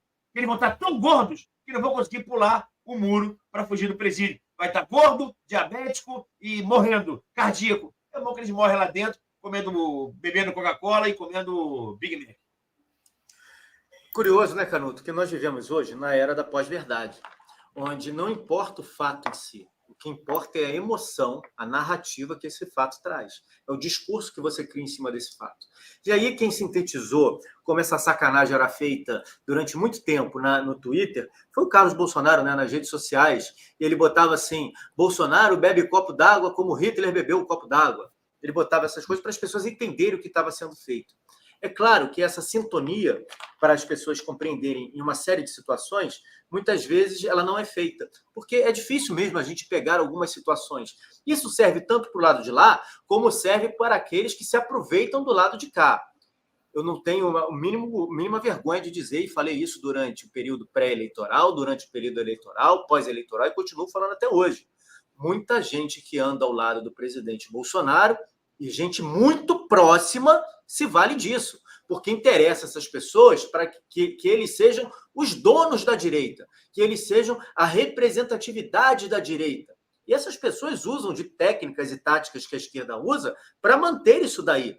A eleição do Romário foi o maior caso disso. Não, o Daniel Silveira é um problema para o presidente Bolsonaro. O presidente Bolsonaro, que na verdade é o Romário, mas ele não pode falar porque os extremistas que apoiam o presidente Bolsonaro jamais vão aceitar. E no dia da eleição, o presidente Bolsonaro foi lá. Naquele dia, quando ele conseguiu se libertar, ele falou: votei você em cavalo. Só que aí já era tarde, a gente não conseguiu eleger o Daniel Silveira. E não importa se o Daniel Silveira tomaria posse ou não tomaria posse. Seria um recado para o mundo daquilo que o presidente Bolsonaro efetivamente queria. Muita gente se aproveita disso. Dentro da direita, a gente tem muita gente se aproveitando disso. E por que eu estou falando isso? Porque agora nós temos... Começa a época da definição eleitoral. Quem disputará, que cargo disputará nessas próximas eleições e qual partido essa pessoa estará. A gente tem a situação do governador Tarcísio, que está dentro do Republicanos, vai sair do Republicanos, não quer mais papo com Republicanos por conta da postura do Republicanos. O partido da Igreja Universal, que tem o deputado Marcos Pereira como presidente, mas é o partido da Igreja Universal. As pessoas precisam saber isso. Quem manda no partido é o Edir Macedo. Tudo da Igreja Universal, Rede Record, tudo, Rádio Guaíba, tudo quem manda é o Edir Macedo. Quem define as políticas é o Edir Macedo. O prefeito Crivella sofreu de montão aqui no Rio, porque muitas vezes ele não poderia fazer aquilo que ele gostaria de fazer, porque a ordem que vinha de cima era para ele não fazer. Então, as pessoas precisam saber a verdade. É assim que funciona. O Tarcísio vai sair desse partido. E o Tarcísio tem conversado com o PP e com o PL. Por isso da enquete que está aí colocada. Para qual partido o Tarcísio deveria ir. E aí a gente precisa entender esse cenário político também. São Paulo talvez seja a forma mais emblemática da gente compreender isso. A questão do apoio ao Ricardo Nunes. Tem o Ricardo Salles, que não vai ser candidato, que enfim, tem se colocado aí contra essa candidatura do Nunes, mas não tem atacado o presidente Bolsonaro, até porque ele tem consciência de que o presidente Bolsonaro, de certo modo, é um refém dessa situação toda. Nós temos agora Curitiba. Ontem, o Paulo Eduardo Martins renunciou à presidência do PL no Paraná, justamente por conta disso. O PL vai apoiar o Beto Richa, PSDB, notório corrupto. A gente sabe quem ele é. Mas esse vai ser o arranjo político naquela região. E agora nós temos a figura do Tarcísio saindo, podendo ir para o PP ou indo para o PL. Canuto, nessa salada toda, qual é a sua visão sobre isso? Tarcísio deveria ir para o PP? Tarcísio deveria ir para o PL, Tarcísio deveria ir para um outro partido. Há a questão do Ciro Nogueira, que foi até convidado não, ele foi sondado para ser secretário em São Paulo, mas aí ele correu o risco de perder o vínculo com o Piauí, onde ele disputará uma reeleição para o Senado, caso não se configure o seu desejo de ser vice na chapa de alguém, ou do Tarcísio, ou do Bolsonaro, ou da Michele. Esse é o sonho do Ciro Nogueira, é o desejo dele. Como é que você vê todo esse cenário político e para as pessoas entenderem o porquê o presidente Bolsonaro jantou ontem com Arthur Lira e com o governador Tarcísio? Você já encerrou a enquete, Gustavo? Eu posso revelar meu voto da enquete aqui? Pode revelar seu voto. Pode revelar seu voto. A nossa audiência tem sua visão consolidada e não vai ser você que influenciará a grande maioria. Não influencia ninguém. Mas eu não seremos nós. Melhor, não seremos nós que influenciaremos a nossa audiência. Eu votei na enquete, eu votei que ele não deve entrar em nenhum dos dois. Tá? Ele está no Republicanos. Vamos lembrar, por que ele foi para o Republicanos?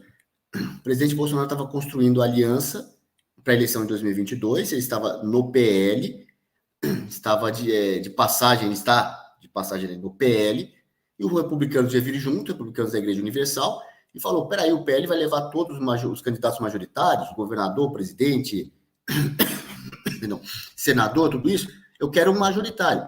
E aí, no acordo, falaram para o Tarcísio, missão, vai para os republicanos lá para contemplar o pessoal da Universal.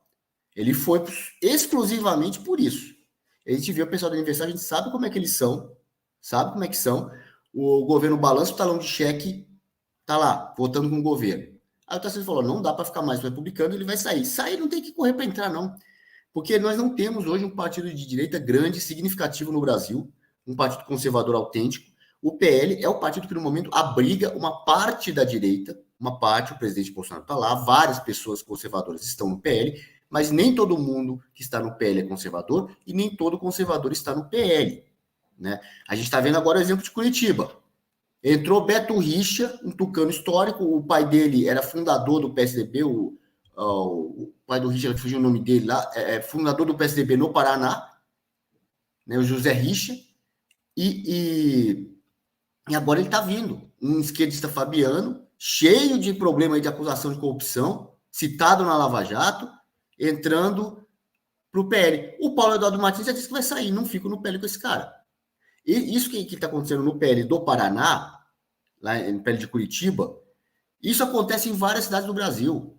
Em algumas cidades até que a coisa caminha bem, onde não tinha muita ocupação da velha política no PL, a direita entrou, tomou conta, mas outras cidades não dá. Tem gente que fala para mim, Alex, não dá para entrar no PL aqui na minha cidade.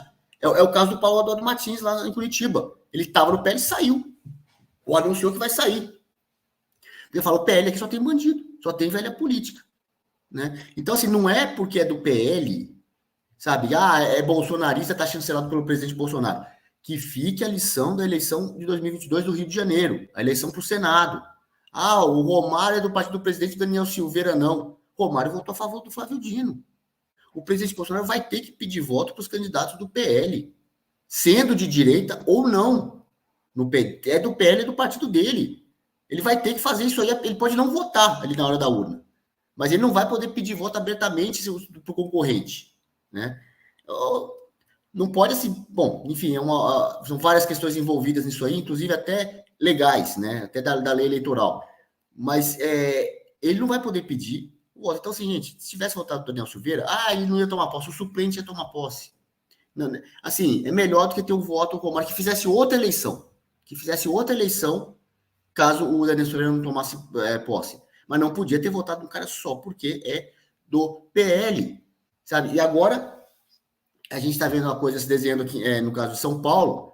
Você falou o Ricardo Salles, ele é um deputado do PL, teve a porta fechada para ele, mas eu acho, sinceramente, Gustavo, ele falou, não vai sair candidato, ele devia se filiar num outro partido e sair candidato sim. Não contra o presidente Bolsonaro, pelo menos o Bolsonaro, assim, ele sofre pressão do partido para que peça o Ricardo Salles para não mudar de partido e não sair para outro partido. Mas eu acho que ele deveria sair. E deveria ter outros candidatos de direita. Deveria ter candidatos de direita. Porque esse do PL, o Ricardo Nunes, não tem nada de direitista, não. Ele é um oportunista do PMDB, né? Que aí o PL está coligado, está junto, vai apoiar o Ricardo Nunes, porque a velha guarda lá do PL faz negociação, é secretaria para cá, é carguinho para lá e tal, né? Mas ele é um cara da velha política. Tem tudo para ser um novo traíra. Não é de direita, não toma posição firme, não tomou. Acho que ele não é nem capaz de construir um discurso direitista. Estava querendo esconder o Bolsonaro na campanha, achando que o Bolsonaro tirava voto, querendo ser candidato, querendo assim, simplesmente que não tivesse nenhum candidato de direita, para que a direita, por falta de candidatos, né, adotasse o raciocínio do anti-Boulos, e aí vamos votar nele porque ele é melhor que o Boulos. Sinceramente, não sei se é melhor que o Boulos, não, que é menos pior que o Boulos. Não sei se não vai ser tão ruim quanto. Não sei. Tem que ter candidato de direita sim na chapa. Não importa se é partido nanico. A direita não precisa disso. Hoje, partido grande só vai ter um grande tempo de TV, rádio e TV. Mas isso ficou obsoleto. O que vale na campanha hoje é a internet. E na campanha municipal, mais ainda, o boca a boca na rua. Influencia muito mais do que numa campanha para presidente da República. Não só em São Paulo, que é muito grande na sua cidade. O boca a boca na rua é importante. Não pode ficar fazendo campanha só na internet. Tem que ir para a rua mesmo. A conversa ali na fila do ônibus, no balcão da padaria, no salão de beleza, isso conta. Essa conversa conta na hora da campanha. E a campanha é constante. Então, Com essa presença ali, é possível sim que algum candidato de direita deslanche, no caso da capital, e em outras cidades do Brasil também. Também, eu acho que isso aí tem que estar no radar, tem que caminhar nesse sentido, Gustavo. André, qual é a sua visão sobre essa questão do governador de São Paulo, né? PL, PP, sai do Republicanos, não sai do Republicanos? Como é que você vê isso? Tem que compor, entendeu? Porque isso aqui, eu vejo, tá? Muito a democracia do gabinete, entendeu? É o cara olhar internamente. Ele vai precisar do apoio do partido, ele vai precisar escolher as pessoas aos quais também vão estar com ele nas eleições, ele precisa compor a imagem dele externa com o presidente. Então, é uma composição ali que é complicada. Por isso que eu falo, todo candidato, aliás, todo político, ele tem que olhar para dentro e olhar para fora.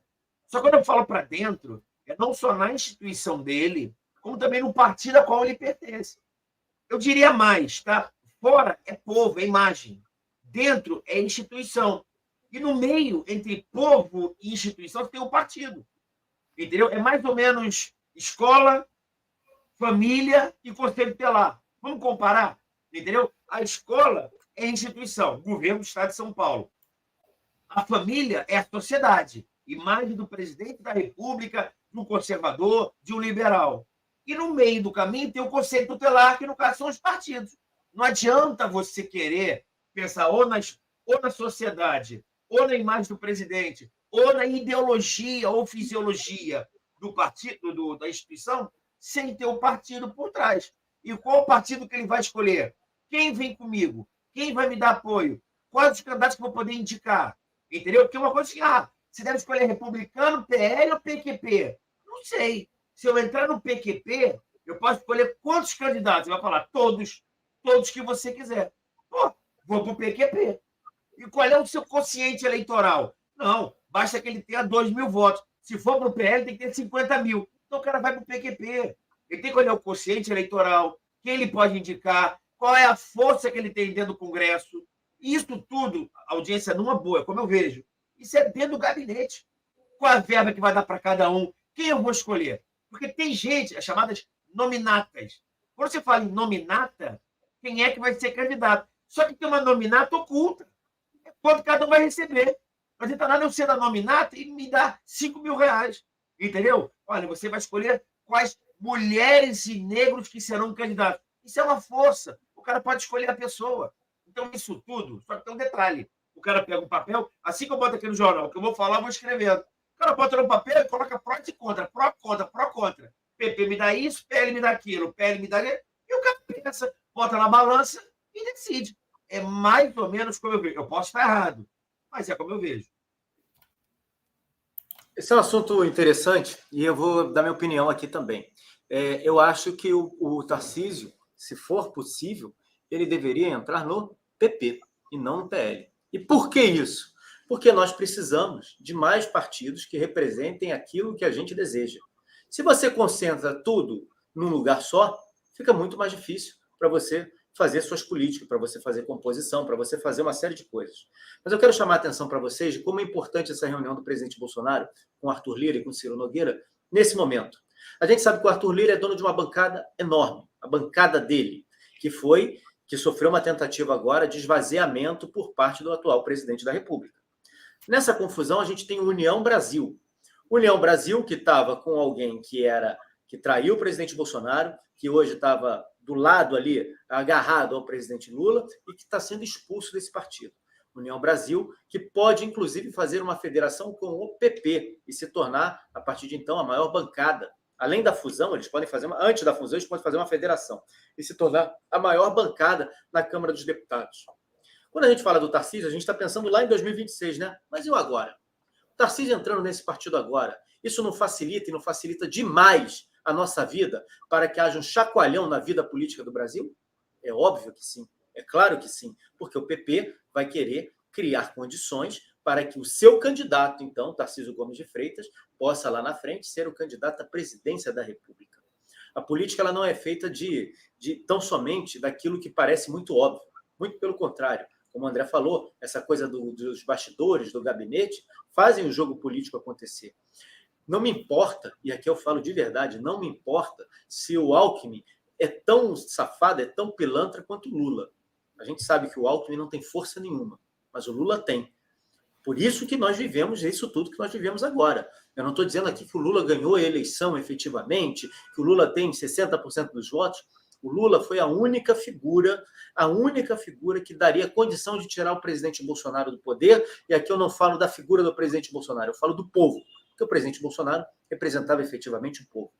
Todos esses atores da política nacional, do establishment, do instamento burocrático, precisaram se curvar ao maior ladrão da história do Brasil. Só ele dava condições deles fazerem essa sanha que eles estão fazendo no Brasil hoje.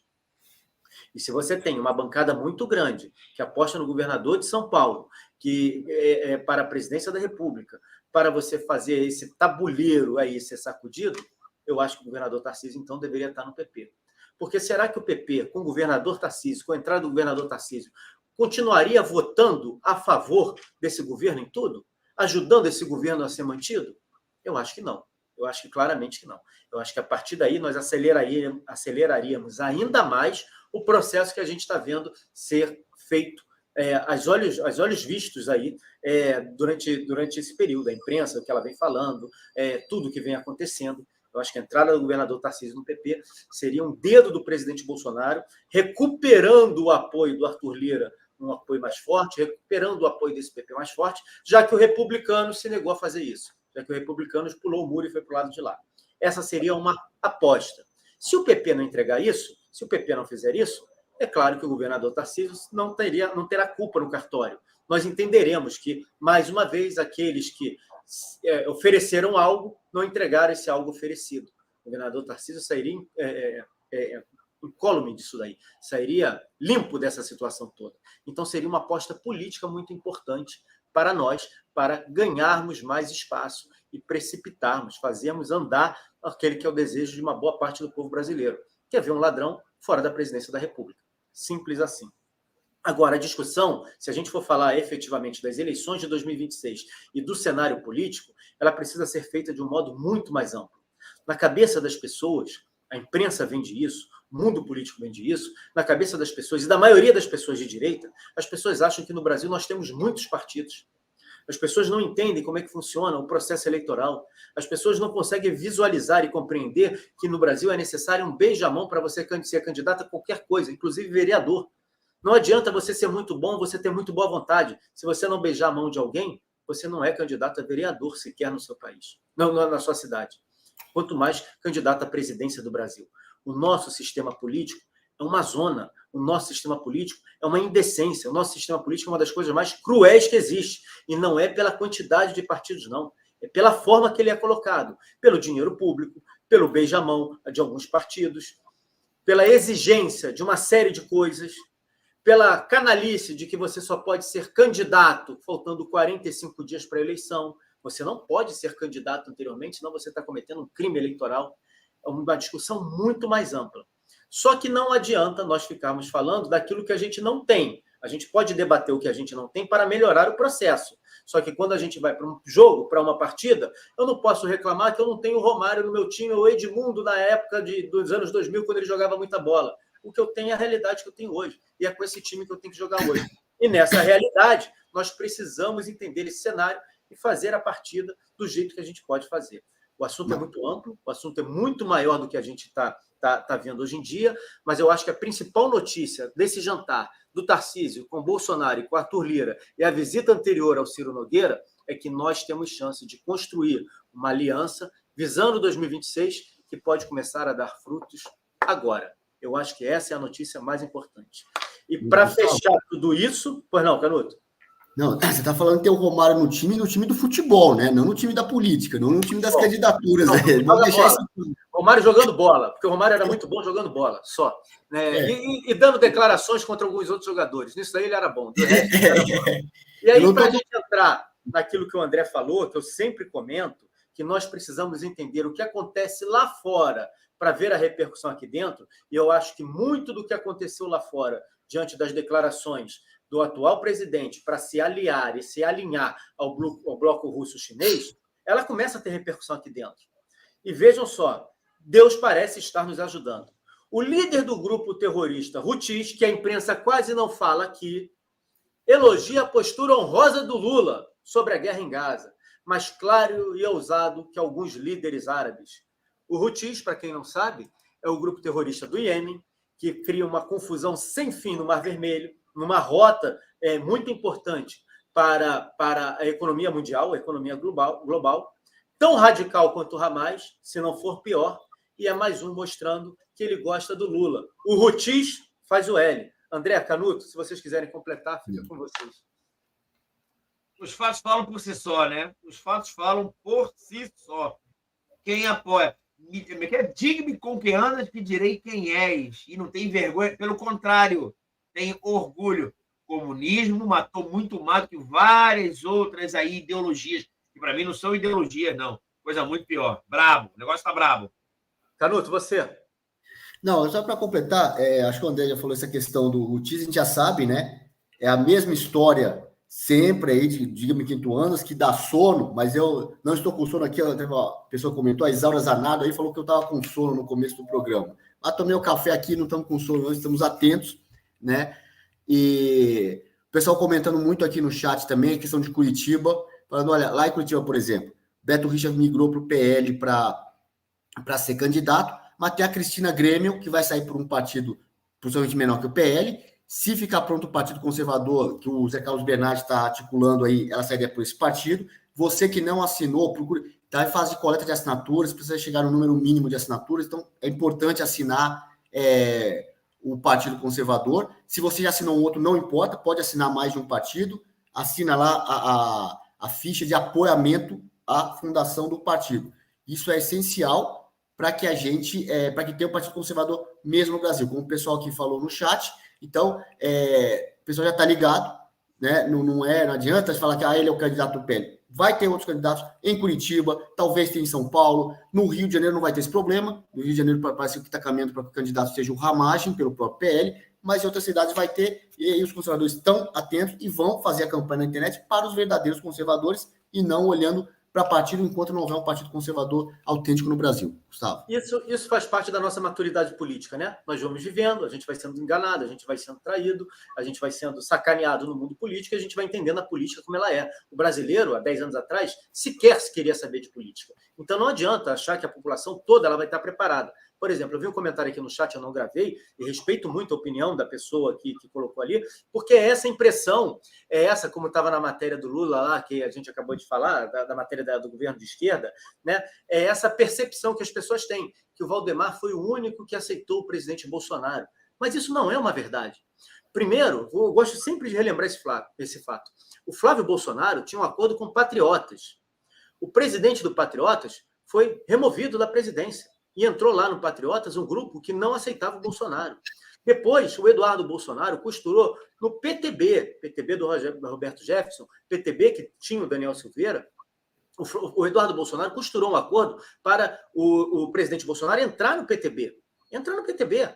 Tinha lá o Otávio Facuri, um homem colocado a pedido do Roberto Jefferson, convite do Roberto Jefferson, mas colocado. O Eduardo Bolsonaro esteve na filiação do Otávio Facuri, na posse da presidência do PTB de São Paulo, do Otávio Facuri. Então, o PTB era um caminho para o presidente Bolsonaro entrar lá. E o Roberto Jefferson falava que ele vai fazer o que ele quiser. Eu não peço nada a ele, é porteira aberta, porteira fechada, enfim, ele falava lá o argumento que ele tinha. Bolsonaro vai botar, vai tirar, vai mandar, vai fazer. O que aconteceu com o PTB? Então, a gente precisa entender que o presidente Bolsonaro ele pode escolher, sim, os partidos, desde que fossem os partidos que o sistema deixava. Era o PL, era o PP, eram os republicanos. Esses partidos o presidente Bolsonaro podia entrar. E o que a gente está vendo hoje? O sistema tentando se aproveitar da figura do presidente Bolsonaro para colocar seus infiltrados. O PL fez 99 deputados, mas 22 não são conservadores. Não votam segundo o nosso desejo, segundo a nossa bancada, como a maioria da bancada vota. Está lá. A gente tem um senador que entrou nessa onda. Eu perguntava se nós teríamos mais ou menos surfistas nas eleições passadas. E a reação de todo mundo era, não, agora muito menos que a gente aprendeu. Não, nós tivemos mais. Nós tivemos surfistas oficiais que saíam no santinho ao lado do presidente Bolsonaro.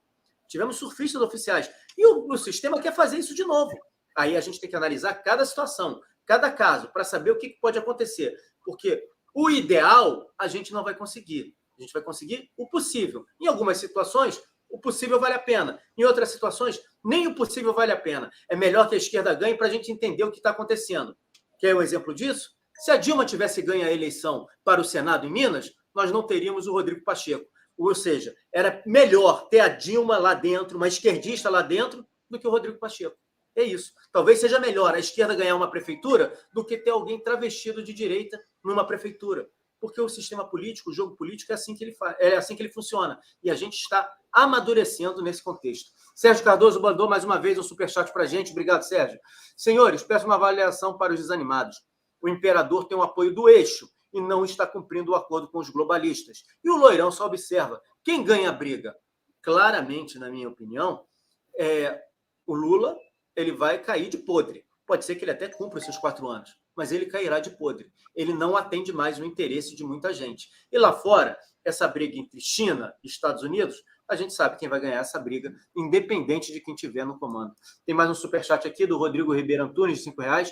Alerta aos conservadores. Vai chegar uma hora que Bolsonaro vai ter que se decidir ou é funcionário de Costa Neto ou líder da direita.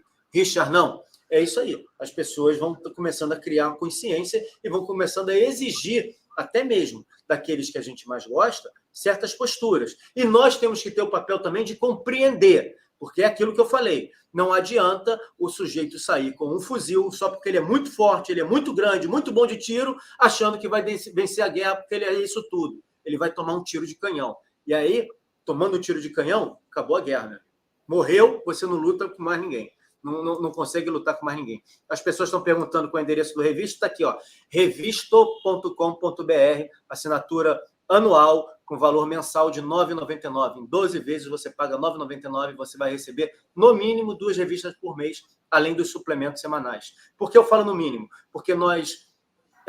se a gente crescer, e a gente vai crescer, se Deus quiser, a gente vai crescer, a gente tendo mais condição, a gente vai passar essa edição para ser uma edição semanal. Começamos como mensal, já estamos na quinzenal, e logo, logo, se Deus quiser, estaremos em edições semanais. É isso, aqui é um projeto meu, não é do Todo Poder Emanando do Povo, eu gosto de deixar isso muito bem claro, eu estou aqui divulgando algo que eu estou fazendo, é um projeto meu com outras pessoas, é claro que tem o apoio das pessoas amigas, está aqui o canal permitindo que eu faça essa propaganda, mas é um projeto que vai além do Todo Poder Emanando do Povo, vai além do Aliados, enfim, é um projeto novo, algo novo que está surgindo. André, quer completar mais alguma coisa? Canuto, quer completar mais alguma coisa? Não, tranquilo. Só para responder o chat. Só com uma ressalva, tá? Quando ele falou que Bolsonaro é empregado do Valdemar Costa Neto. Isso, eu acho que é o contrário, mas é isso aí. É isso. A gente precisa entender os cenários, né? A gente precisa fazer uma leitura mais ampla dos cenários, porque, infelizmente, não é simples como a gente gostaria e não dá para dar um cavalo de pau. Não dá. O presidente Bolsonaro viveu isso na pele. Pessoas muito próximas a ele o traíram. Então, não dá para chegar e falar, vai ser assim. Infelizmente, El Salvador é muito menor do que o Brasil. O Brasil é um negócio muito maior, muito mais complexo. El Salvador é fácil. No Brasil, não é tão fácil assim. Eu quero agradecer a presença de todos, avisar que à noite nós temos o Jornal da Noite no Aliados, e amanhã a gente está de volta aqui, se Deus quiser, fazendo o nosso Todo Poder Emanando do Povo aqui no canal. Obrigado, André, obrigado, Alex, obrigado você que nos acompanhou aqui até agora, que interagiu, que... Olha, vou dar o resultado da enquete, né? 83% PL, 4% PP e nenhum dos dois, 13%. Esse é o resultado final. Amanhã a gente está de volta, se Deus quiser, fazendo o nosso jornal. Grande abraço a todos, uma quinta-feira abençoada. Tchau, tchau, pessoal.